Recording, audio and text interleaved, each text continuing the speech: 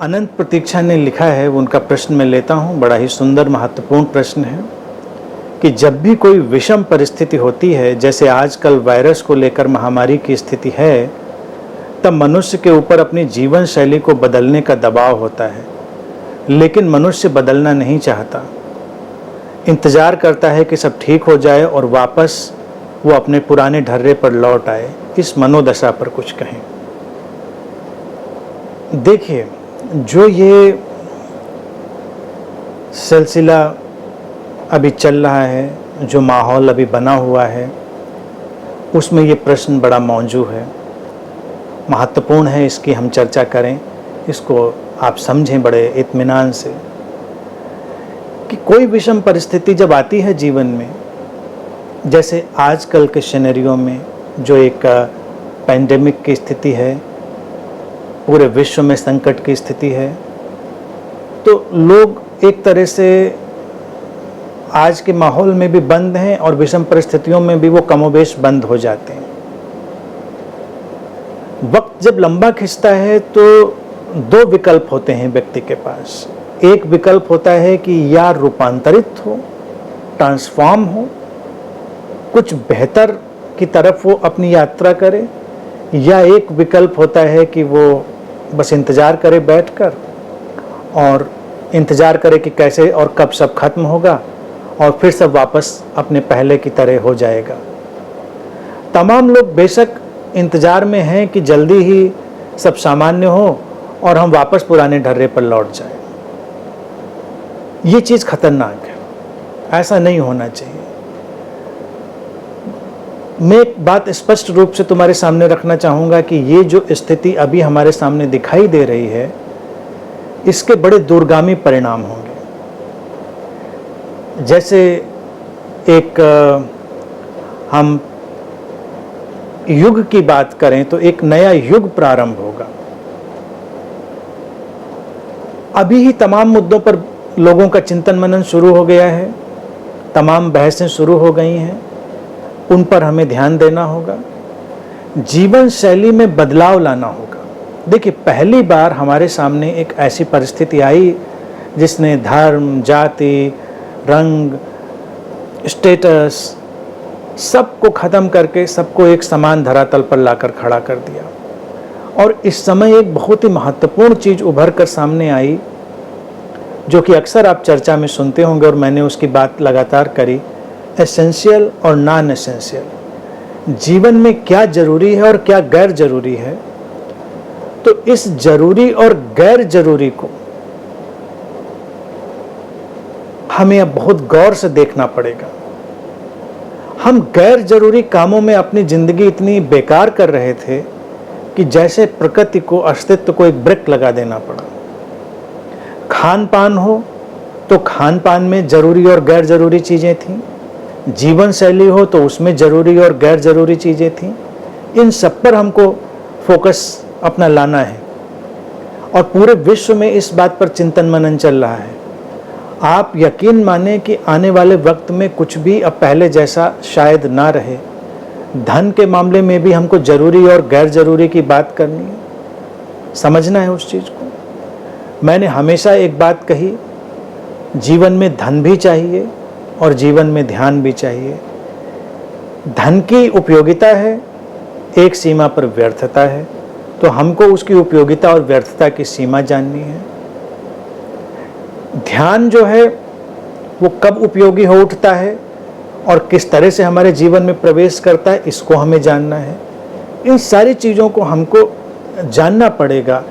ये मनोदशा जो बैठकर केवल इंतजार करती है, उस मनोदशा से हमको मुक्त होना होगा। अगर खान पान की बात हम देखें, आज की परिस्थिति में ही देखें, तो अब एसेंशियल में आ गया कि आप एसेंशियल खाना खाएं, हेल्दी फूड खाएं, सारी चीज़ करें। अभी तक हम क्या, कहीं तंबाकू, सिगरेट, शराब, बियर, जितनी भी ये बेकार की चीज़ें हैं, नॉन एसेंशियल, इसमें हम पैसा भी वेस्ट कर रहे थे, अपना वक्त भी, अपना स्वास्थ्य भी। तो क्या आने वाले वक्त में लोग इन सब से रुकेंगे? मैं समझता हूँ रुकना चाहिए, क्योंकि वो बेकार की चीज़ें, उनका हमारे स्वास्थ्य के लिए कोई उपयोग नहीं। हम ऐसी चीज़ें बनाने में, मार्केट करने में, बेचने में और कंज्यूम करने में लगे हुए थे, जिनका कोई मतलब नहीं। जंक फूड हो, ये जितने भी नशे की चीज़ें हैं वो हों, और फिर शाकाहार और मांसाहार पर भी एक लंबी बहस छिड़ चुकी है। कितना ज़रूरी है, कितना गैर ज़रूरी है, उसको ध्यान देना पड़ेगा हमको, प्रैक्टिकल होना पड़ेगा। कई बार तमाम जगहों पर विशेष सीमा में मांसाहार करना आवश्यक हो सकता है, लेकिन जिन मुल्कों में मांसाहार है वहाँ भी वो सोच रहे हैं कि नहीं, शाकाहार की तरफ जाना चाहिए। मैं शाकाहार या उसकी कोई बहुत पैरवी नहीं करता, मैं ये नहीं कहता ऐसा ही करो वैसा ना करो, लेकिन देखना ये पड़ेगा हमको, बदलाव के लिए ज़रूरी है। बदलाव के लिए हमको अपने जीवन शैली के ढांचे बदलने होंगे, तो ढांचे में हमको खान पान भी बदलना होगा, और फिर जब जीवन सामान्य होना शुरू होगा तो हमको अपने कार्य व्यापार बदलने पड़ेंगे। कार्य व्यापार में ये है कि हम अपना समय कहाँ व्यर्थ कर रहे हैं। कोई इस क्लब भागा जा रहा है तो कोई उस पार्टी भागा जा रहा है।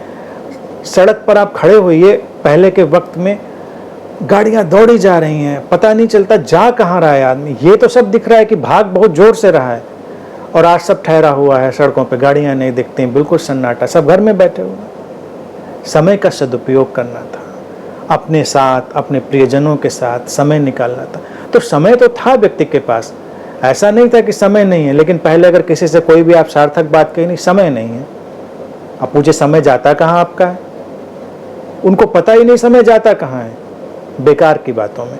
तो अब नॉन एसेंशियल जो टाइम था जब हम लगाते थे चीज़ों में, वो हटकर एसेंशियल में आएगा। एसेंशियल, अपरिहार्य, आवश्यक वही है जो जीवन को समृद्ध करे, जो जीवन में कुछ गुणवत्ता लाए, जीवन में कुछ प्रसन्नता लाए, ठहराव लाए। और आप जब किसी विषम परिस्थिति में हो तो बिना किसी बेचैनी, अवसाद, बिना किसी घबराहट के उसमें जी सके। ये सारी की सारी जो चीज़ें हैं, ये सोचेंगे तो जो ढर्रे पे व्यक्ति लौटने की कोशिश कर रहा है, जिस मनोदशा का वो शिकार है, वो आगे जाएंगी और दो रास्ते निकलेंगे, रूपांतरण के या विनाश के। व्यक्ति के सामने इस समय अस्तित्व ने दो ही विकल्प छोड़े हैं, या रूपांतरण या विनाश। हमको चुनना है, हम रूपांतरण चुनते हैं या हम विनाश चुनते हैं। हम रूपांतरण चुनते हैं तो यकीन मानिए कि कौन जाने कि ये सब चीज़ें बहुत ही जल्दी ख़त्म हों।